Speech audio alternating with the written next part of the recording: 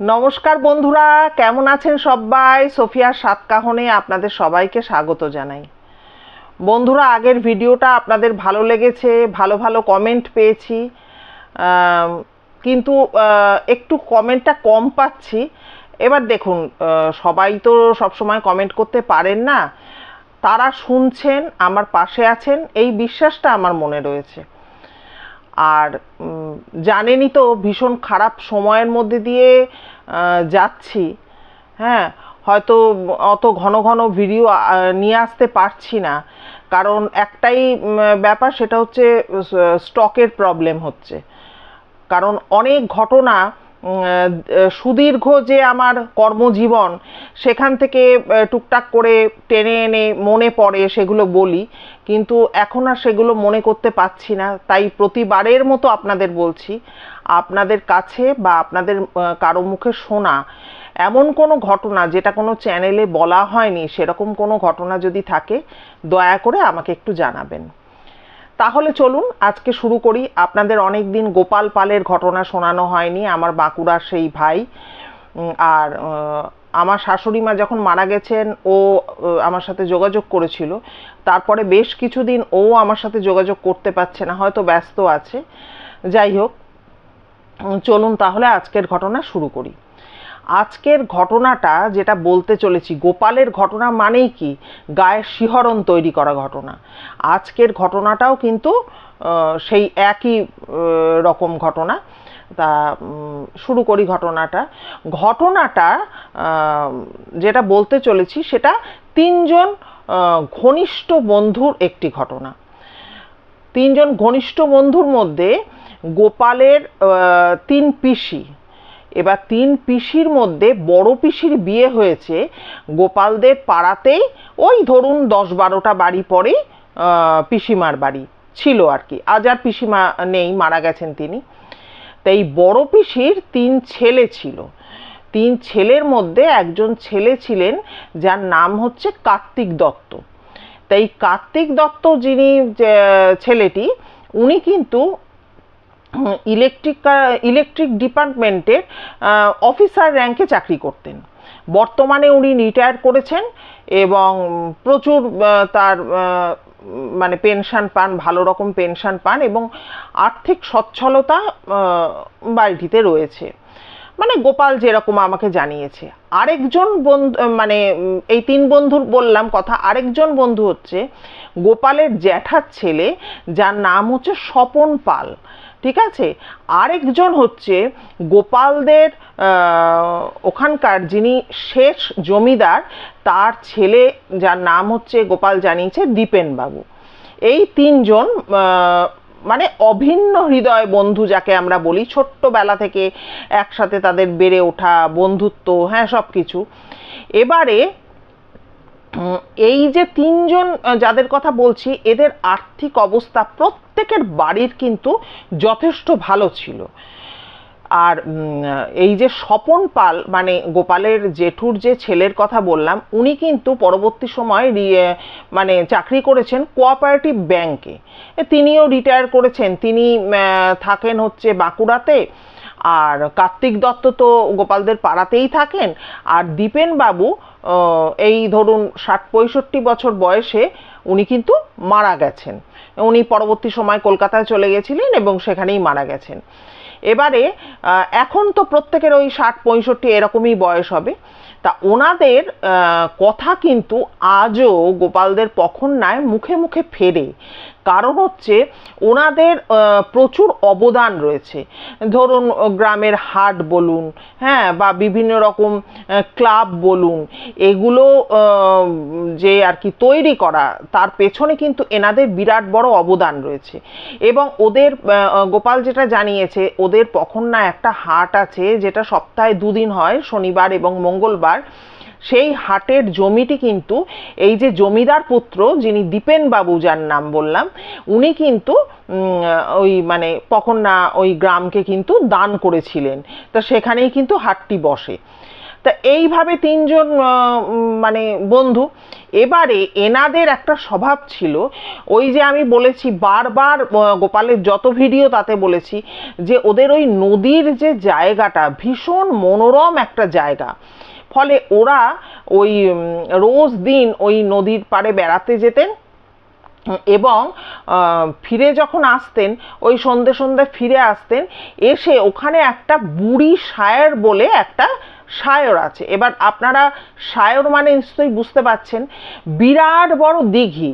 গোপাল যেটা জানিয়েছে ওই সায়রের এপার থেকে ওপারে মানুষগুলোকে আমায় বলেছে দিদি আপনি দেখলে চিনতে পারবেন না, এত ছোট ছোট দেখায়, তার মানে কত বড় সায়র বা দিঘি বলা যায়। তা ওইখানে ওনারা যেতেন এবং তারপরে কিন্তু বাড়ি চলে আসতেন। তা এরকমই একটা দিন, যেদিনকে ছিল শীতকাল, হ্যাঁ, টিপ টিপ টিপ টিপ করে বৃষ্টি পড়ছে, তা এই কার্তিক দত্ত এবং স্বপন পাল দুজনে মিলে কিরে আজকে যাবি, দীপেন যাবে, এরকম কথাবার্তা বলেছে। হ্যাঁ, তখন বলছে যে মানে যাবে বলতে কোথায়, ওই নদীর ধারে। তখন বলছে যে চল তাহলে জমিদার বাড়ির দিকে ঘুরে আসি আর দীপেনকেও জিজ্ঞাসা করে আসি। এবারে ওরা তো ঘুরতে ঘুরতে কার্তিক দত্ত এবং স্বপন পাল, মানে আমি দাদা বলে ওনাদের সম্বোধন করছি, গোপালও তাই করেছে, কার্তিক দা আর স্বপন দা মিলে ওই জমিদার বাড়িতে ওখানে গেছে। তারপর দীপেনকে ডাক দিয়েছে, তুই যাবি এরকম, মানে ওরা বটেক টটেক বলে কথা বলে। তা বলেছে যে না রে ভাই আজকে বৃষ্টি হচ্ছে আমি আর যাব না। তখন বলছে যে তোরাও আর যাস না? তখন বলছে যে না না আমরা একটু ঘুরে আসি, মজা হবে, কোনো অসুবিধা নেই, তুই ঠিক আছে তুই থাক, আমরা তাহলে যাচ্ছি। এবার এই প্রসঙ্গে একটা কথা বলি, এই যে বুড়ি সায়র যে বললাম, সায়র কথাটা, এই বুড়ি সায়রের তিনটে দিকে ছিল বাঁধানো ঘাট করা, সেখানে লোকজন নেবে স্নান করতেন। আর একটা দিকে ছিল বিরাট বিকট একটা বট গাছ, মানে তার অজস্র ঝুড়ি। গোপালদের সময় গোপালরাও সেই ঝুড়ি ধরে ধরে ঝুলতো, গ্রামের বাচ্চারা ওখানে দোল খায় যেটা বলে।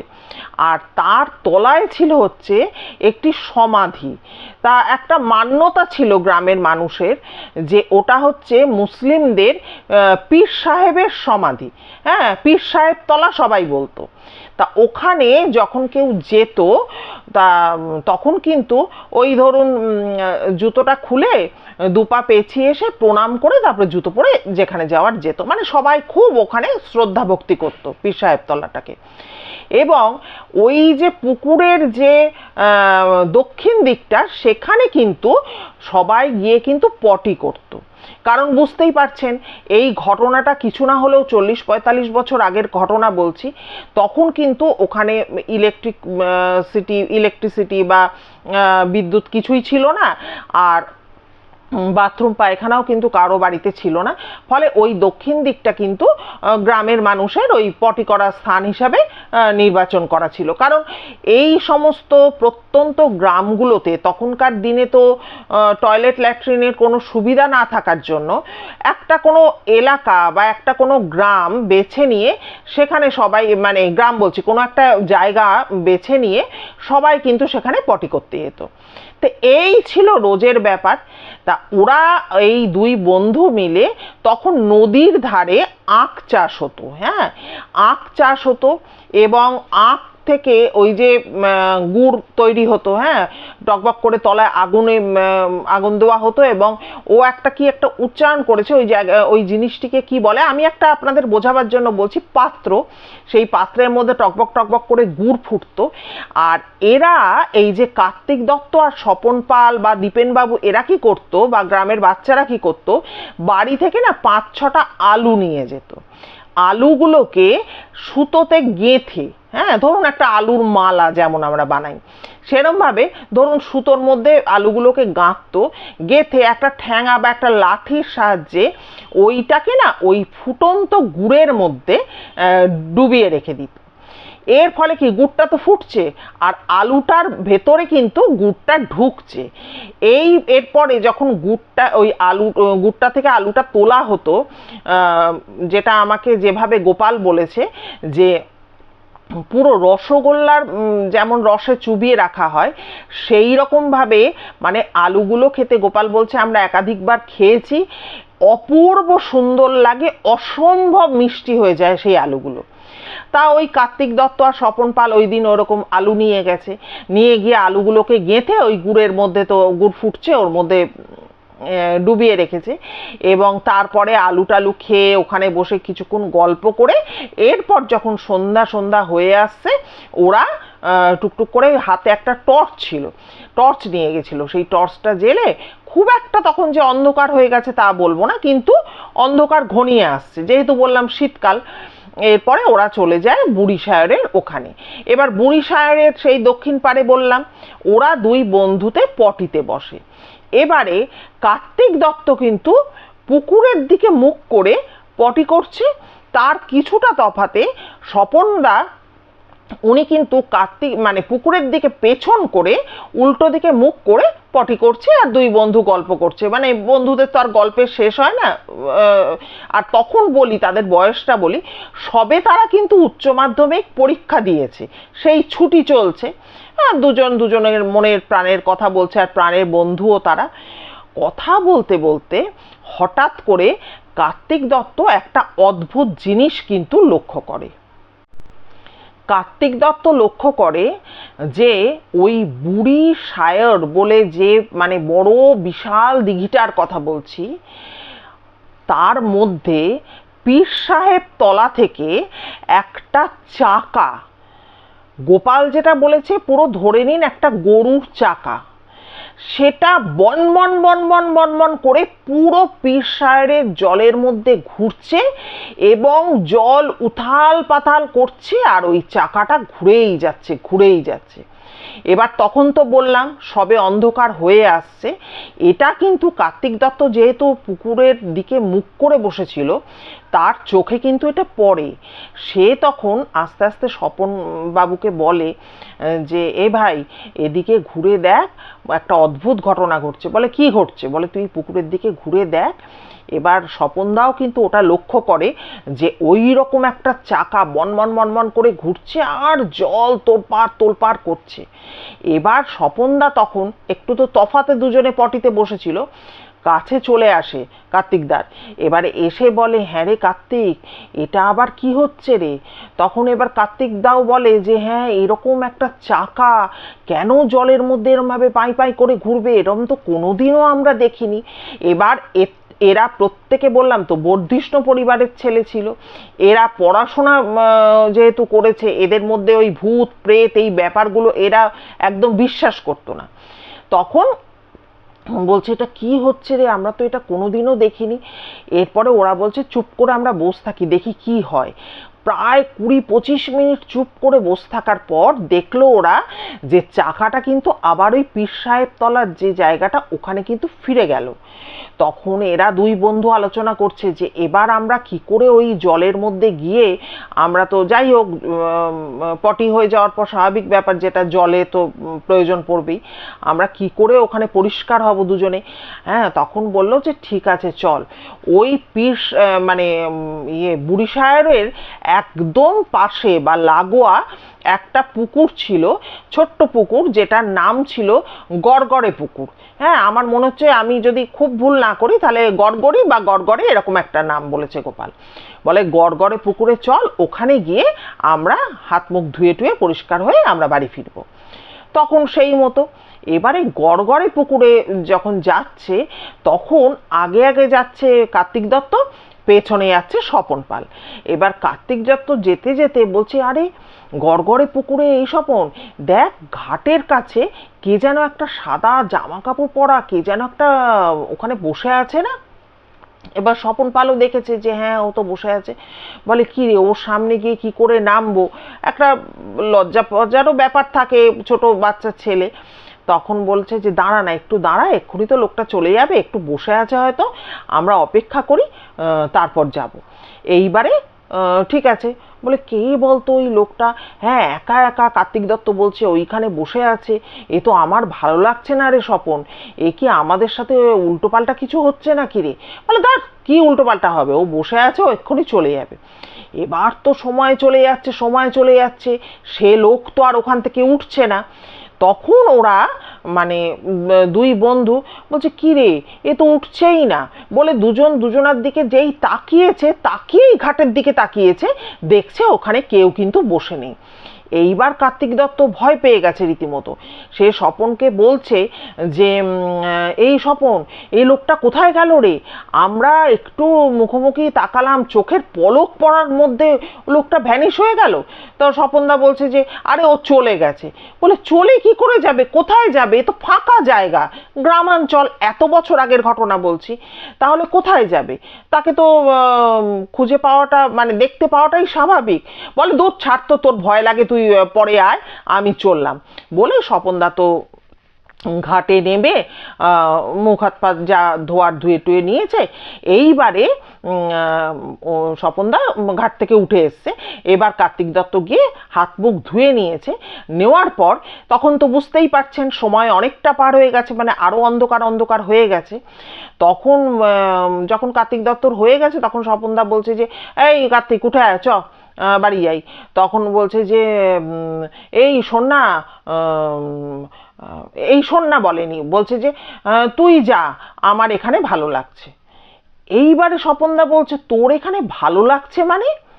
এইবারে স্বপনদা নিজের মনে বকে যাচ্ছে, তুই তো এখানে ভয় পাচ্ছিলি, এই তুই সত্যি করে বল তো, তুই ভয় পেয়েছিস, এই চল উঠে চল, এই সমস্ত বলছে, নিজের মনে বলে যাচ্ছে, কিন্তু ওদিক থেকে কোনো সাড়া নেই, শব্দ নেই, কিচ্ছু নেই। এইবারে হয় না দেখবেন যে আমি বকবক করে যাচ্ছি, আমার পাশের বন্ধু বকবক করছে না বা আমার কথার কোনো রিপ্লাই করছে না, তাহলে কি হবে, একটা সন্দেহ তৈরি হবে। ও তখন স্বপনদা কি করেছে, টর্চটা হাতে ছিল, টর্চটা কার্তিক দত্তর মুখের কাছে, মুখের দিকে লক্ষ্য করে টর্চটা জ্বেলেছে। যেই জ্বেলেছে দেখছে কার্তিক দত্ত চোখ দুটো পুরো ঘোলা হয়ে গেছে, মণিটা পুরো ঘোলা হয়ে গেছে। তখন এটা দেখে আচমকা এটা দেখেছে তো, ও দেখে দুপা পেছোতে গিয়ে মুখ থুবড়ে আছাড় খেয়ে পড়ে গেছে। এরপর উঠেছে, উঠে নিয়ে বলছে যে এই কার্তিক তোর কি হয়েছে, তুই কি ভয় পেয়েছিস, এই বলতে বলতে গিয়ে ওর হাতটা ধরে ওকে তুলে নিয়ে চলে গেছে। এবং ও কিন্তু সেই যন্ত্র চালিতের মতো ওর পেছন পেছন কোনো বাধা দেয়নি, কোনো কথা বলেনি, একটা কথা বলেনি, ওর বাড়িতে গিয়ে ওকে পুরো পৌঁছে দিয়েছে স্বপনদা। এবং দিয়ে বলছে কি রে আমি চলে যাচ্ছি, তুই কোনো কথা বলবি না? ও কোনো কথা নেই, বার্তা নেই, ও বাড়িতে ঢুকেছে, ঢুকে একটা তক্তপোষ ছিল তার উপরে ও শুয়ে পড়েছে। হ্যাঁ, আর স্বপনদা তো বাড়ি চলে গেছে, যাই হোক ও কথা বলেনি, বাড়ি চলে গেছে। এইবারে গ্রামাঞ্চলের দিকে সাধারণত রাত্রি ৮টা সাড়ে ৮টার মধ্যে তখনকার দিনের মানুষজনেরা কিন্তু খেয়ে দিয়ে শুয়ে পড়তো, যেটা গোপাল জানিয়েছে। তা ওর বড় পিসি মানে গোপালের বড় পিসি সে দেখছে যে ছেলে এসে শুয়ে পড়েছে, গায়ে একটা চাদর দিয়ে দেয়ালের দিকে মুখ করে শুয়ে পড়েছে। এবারে সে এসে বলছে এই কার্তিক তোর কি হয়েছে রে, তুই খাবি না, রাত হয়ে যাচ্ছে, তুই খাবি তো, ওঠ, এরভাবে বলেছে। তখন কোনো সাড়া দেয়নি। বলছে কি রে কার্তিক তোর কি শরীর খারাপ, বলে মারা যেরকম হয় আর কি, সন্তানের গায়ে হাত দিয়েছে, দেখছে ধুম জ্বর, জ্বরে গা পুড়ে যাচ্ছে। তখন বলছে যে কি রে তুই যখন বেরোলি সব ঠিকঠাক থাকলো, এখন তোর এতটা জ্বর এসে গেল। এবারে কিন্তু ও কিন্তু মানে কার্তিক দত্ত কিন্তু কোনো মায়ের কথার কোনো সাড়া শব্দ কিচ্ছু করছে না। যাই হোক এই রকম হতে হতে যখন আর কি ইয়ের গোপালের পিসে মশাই আর কি, তো পিসে মশাই দোকান থেকে ফিরেছে। এবারে ও গোপাল বলেছে দোকান থেকে ফিরে মানে পিসে মশাই এসছে, এবার কিসের দোকান আমি জানি না, হয়তো ওদের তো স্বর্ণ শিল্পী, ওরা হয়তো সোনার দোকানও হতে পারে। যাই হোক এবার যখন ফিরেছে তখন বলছে যে কি গো ছেলে মেয়েদের খবর টবর বাবা জিজ্ঞাসা করে। তখন বলছে যে আর ওর কথা বলো না, ও তো বিকেলে যখন বেরোলো, কোথায় বেরোলো তখন কিন্তু ও ঠিকঠাক ছিল, কিন্তু এখন তো দেখছি ওর গায়ে ধুম জ্বর, কোনো কথাও বলছে না, খেতেও উঠছে না, এরকম। এবার বাবা স্বাভাবিকভাবে গেছে, এই কার্তিক এই এদিকে ফের, কি হয়েছে? কিন্তু সে ফেরেও না, সে কোনো কথার উত্তর দেয় না, কিচ্ছু না, আর গায়ে হাত দিয়ে দেখছে মানে ধুম জ্বর এসেছে। হ্যাঁ, এইবারে যখন মানে উনি প্রশ্ন করেই যাচ্ছে, তুই কোথায় গেছিলি, কি করে জ্বর বাঁধালি, এরকম বাবা মারা যেরকম করে। আর লক্ষ্য করছে পুরো দেয়ালের দিকে এক দৃষ্টিতে তাকিয়ে আছে, কিন্তু কোনো কথার অ্যান্সার করছে না। তখন এবার যখন মুখটা ঘুরিয়েছে, মানে জোর করে ঘুরিয়েছে, তখন দেখছে দুটো চোখ পুরো সাদা, হ্যাঁ, পুরো ওরকম ঘোলাটে সাদা হয়ে গেছে পুরো। তখন বলছে যে এ কি রে, এত জ্বর এসছে, এরকম হচ্ছে। তখন গোপাল বলেছে যে এখনকার দিনে আমাদের গ্রামে প্রচুর ডাক্তার, কটা ডাক্তার চাই, কিন্তু তখনকার সেই সময় কিন্তু কোনো ডাক্তারের সুবিধা ছিল না। যাই হোক, ওখানের হসপিটালের একজন ডাক্তার, আমি যদি খুব ভুল না করি মনে হয় কর্মকার ডাক্তার, এরকম কিছু একটা গোপাল বলেছিল। তা ওনার কাছে কিন্তু ওই পিসেমশাই ওই কার্তিক দত্তকে নিয়ে যান। এবার নিয়ে যান, বাবা মা মিলে ওখানে নিয়ে যান। এবার নিয়ে যাওয়ার পর ডাক্তারবাবু দেখে বলে, হ্যাঁ কোনো কারণবশত জ্বর এসছে, যাই হোক চিন্তা করো না, ভয় পেও না, ওকে আমি ওষুধপত্র দিলাম, আশা করছি ঠিক হয়ে যাবে। এবারে ডাক্তারবাবু জিজ্ঞেস করছে তোমার কোথায় কষ্ট, যেটা ডাক্তারবাবুরা জিজ্ঞেস করেন, কিভাবে জ্বর হলো, ভেতরে কি সর্দি আছে, কি কি হয়েছে, এইসব জিজ্ঞেস করছে। ও মা, কোনো উত্তর নেই, ওই ফেলে দৃষ্টি মেলে ও তাকিয়ে আছে, এবং সেই স্প্রিং দেওয়া পুতুলরা যেমন করে আর কি সেরকম ভাবে। এবার ডাক্তারবাবু তো অবাক, ডাক্তারবাবু বলছে আরে সবে জ্বর এসছে, শরীরে তো এমন অবস্থা নেই যে পুরো একদম সে শরীর ভেঙে পড়েছে, সে কথা বলতে পারছে না, এরকম তো অবস্থা নেই। বলে তোমরা একে কিভাবে নিয়ে আসলে? বলো ডাক্তারবাবু আমরা হাঁটিয়ে এনেছি। বলছে তাহলে কথা বলছে না কেন? তারপর ডাক্তারবাবু বলছে কি জানি কোনো মানে ট্রমা কিছু একটা ওর হয়েছে কিনা, যে কোনো ব্যাপারে কিছু এই জ্বরের কারণে কিছু অসুবিধা হয়েছে কিনা। যাই হোক তোমরা চিন্তা করো না, জ্বরের ওষুধ দিলাম, জ্বর কমে যাবে। এই বলে তো ওকে আবার যাই হোক বাড়িতে নিয়ে আসা হয়। এরপরে কি হয়, সেই জ্বর কমার কোনো লক্ষণ নেই, দিন দিন ছেলে শুকিয়ে যাচ্ছে, কোনো একটা কথার সে অ্যান্সার করে না। সেই খালি বলেছিল পুকুর পাড়ে তুই যা, আমার এখানে ভালো লাগছে। এরপর থেকে সে টোটাল মানে ধরতে গেলে বোবা হয়ে যায়, কোনো কথার উত্তর নেই, ওঠে না, ওই তক্তাটার মধ্যেই, ওই তক্তপোষের মধ্যেই শুয়ে থাকে, আর ওই দেয়ালের দিকে তাকিয়ে থাকে। এই হচ্ছে এই ব্যাপার। এবার আমি তো বললাম এরা সব হচ্ছে বর্ধিষ্ণু পরিবারের ছেলে। তখনকার দিনে সোনামুখী বলুন, বড়জোড়া বলুন, বাঁকুড়া বলুন, কলকাতা বলুন, সব জায়গায় ওই পিসেমশাই এই ছেলেকে নিয়ে বিভিন্ন ডাক্তারকে ঘুরে ফিরে সমস্ত দেখানো হয়, কিন্তু অবস্থার উন্নতি তো বাদ দিন, ক্রমশ অবনতি হতে থাকে। এরকম যখন পরিস্থিতি, তখন কিন্তু গ্রামের সবাই বলা বলি করে যে মাস ছয়েক মতো তখন অলরেডি পার হয়ে গেছে, আর ছেলেটার চেহারায় খালি হাড় কটা পড়ে আছে, আর তার ওপরে একটা পাতলা চামড়ার আস্তরণ, কিচ্ছু নেই। এবার গ্রামবাসীরাও সবাই একে একে বলা বলি করে যে ওদের ওই ছেলেটা মনে হয় বাঁচবে না। হ্যাঁ, আর গোপাল যেটা জানিয়েছে, ওর এই যে দাদা, মানে গোপালের দাদা হচ্ছে পিস্তত দাদা, বড়দা, এই বড়দা হচ্ছে বিশাল তার চেহারা, মানে স্টিল নাও এখন গোপাল বলেছে 95 থেকে 100 কিলো হচ্ছে ওনার ওয়েট, এবং 6 ফিট মতো হাইট। গোপাল বলেছে অত্যন্ত সুন্দর ওনার চেহারা। সেই চেহারা তখনও ওরকম মানে মানে কি বলবো, চেহারা স্বাস্থ্য তখনও প্রচণ্ড ভালো ছিল। সেই ছেলে এই রকম অবস্থায় এসে দাঁড়ায়। এবারে এই রকম যখন পরিস্থিতি, গ্রামে সবাই বলা বলি করছে যে ছেলেটা মারা যাবে, হঠাৎ করে একদিন গোপালের জেঠিমাকে স্বপনদা, মানে গোপালের মানে জ্যাঠতো দাদা, সে বলে যে মা জানো তো, আমি কার্তিক মিলে ওইখানে গিয়েছিলাম, ওই বুড়ি সাহেবের ওইখানটা গিয়েছিলাম, তা ওখানে এরকম একটা চাকা আমরা ঘুরতে দেখেছি, তারপরে তো আমরা ওই গড়গড়ে পুকুরে গিয়ে ওরকম একটা লোক বসেছিল, তারপর লোকটা চোখের পলক এরকম ভ্যানিশ হয়ে যায়। পুরো ঘটনাটা সে মাকে বহুদিন, প্রায় 6 মাস কেটে যাওয়ার পর জানায়। কেন? কারণ শিশুমন্ত সবেই উচ্চ মাধ্যমিক পরীক্ষা দিয়ে উঠেছে, আর বললাম যে তারা কিন্তু যেহেতু পড়াশোনা করে, তারা কিন্তু ওই ভৌতিক ব্যাপার স্যাপার এত গুরুত্ব দিয়ে ভাবেনি, ছোট ছেলে। তখন ওর জেঠিমা বলেছে যে তুই আমাকে বলিসনি কেন? তখন বলছে যে আমি তো ভুলেই গিয়েছিলাম, আর বলার কি আছে, এরকম ভাবে এড়িয়ে গেছে। যাই হোক, তখন ওই জেঠিমা কি মনে হয়েছে, ও কিন্তু ওই কার্তিক দত্তর মা মানে গোপালের পিসিমাকে এসে পুরো ব্যাপারটা কিন্তু বলে, যে জানো তো এরকম এরকম হয়েছিল, এই ব্যাপার এই সমস্ত বলে। তখন পিসিমা বলে তাহলে ও এতদিন বলেনি কেন? বলছে ও তো বুঝতে পারেনি, ও ভুলে গেছে, ছোট ছেলে। তখন এই ঘটনাটা তো পিসেমশাইকে জানায় এবং গ্রামের সবাইকে জানায়। তখন গ্রামের সবাই বলে যে না, তার মানে তো নিশ্চয়ই অন্য কিছু ব্যাপার হয়েছে, তোমরা গ্রামে এই যে মৌলবী সাহেব টাহেব আছে তাদের কাছে যাও, তাদের কাছে গিয়ে যোগাযোগ করো। এবার মৌলবী সাহেব কি কোনো পুরোহিত এরকম ধরনের মানে বিভিন্ন লোকের কাছে পিসেমশাই ওই ছেলেকে নিয়ে নিয়ে যায় এবং তাদের সাথে যোগাযোগ করে টরে, কিন্তু তারা কেউ কিন্তু ওকে সারাতে পারে না। তারা বলে ও ওকে যে শক্তিটা ধরে রয়েছে সেই শক্তির সাথে লড়াই করবার জন্য যে শক্তি প্রয়োজন সেই শক্তি আমাদের নেই।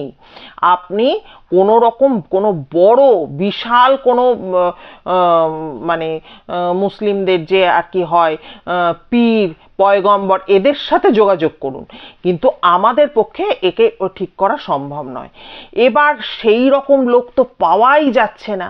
হ্যাঁ, গোপালের পিসেমশাই গোপাল যেটা জানিয়েছে যে দিদি তার সমস্ত অর্থ খরচা হয়ে গেছে এই ছেলের পেছনে, কিন্তু এরকম লোক তো পাওয়া যাচ্ছে না। বিভিন্ন ডাক্তার দেখিয়েছে, বললাম তো বিভিন্ন জায়গায় দৌড়েছে।